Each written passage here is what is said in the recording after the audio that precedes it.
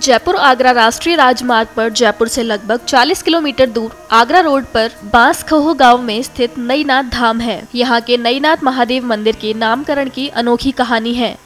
भोले बाबा का मंदिर करीब 350 साल पुराना बताया गया है।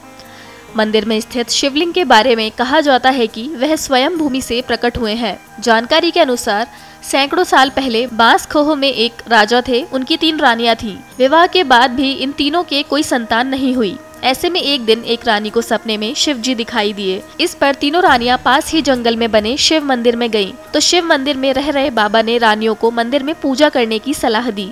इसके बाद तीनों रानियों में से जो सबसे छोटी थी उसने बाबा की बात को अमल किया। इसके बाद वह भोलेनाथ की पूजा अर्चना करने लगी। छोटी रानी ने हर महीने अमावस्या पूर्व चतुर्दशी को वीरान जंगल में स्थित इस प्राचीन शिव मंदिर में पूजा करने का व्रत लिया। वह शाही सवारी के साथ मंदिर जाती और पूजा अर्चना कर लौटती। शाही सवारी को देखने के लिए भी लोगों की भीड़ जुटती थी। भोलेनाथ की पूजा अर्चना के बाद छोटी रानी के कुछ दिनों बाद एक संतान प्राप्ति हुई। रानी नई नवेली थी, यानी उसका विवाह कुछ समय पहले ही हुआ था। इसलिए क्षेत्र में कहा जाने लगा कि नई पर नाथ यानी बालवनाथ की कृपा हुई है। बाद में यह स्थान नई का नाथ अथवा नई नाथ के नाम से प्रचलित हो गया। शिव मंदिर के पास बालवनाथ बाबा का धूना है। वहाँ उनके चरणों की पूजा होती है। लोग मन्नत मांगते हैं।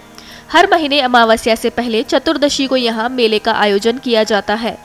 नईनाथ के मंदिर में साल में 2 बार महाशिवरात्रि पर और श्रावण में मेले लगते हैं। इन दोनों मेलों में लाखों श्रद्धालु आते हैं। यहाँ साल में 2 बार लखी मेले का आयोजन होता है। नईनाथ मंदिर के चारों ओर 12 अन्य मंदिर, 24 धर्मशालाएं, 100 दुकानें बनी हुई हैं।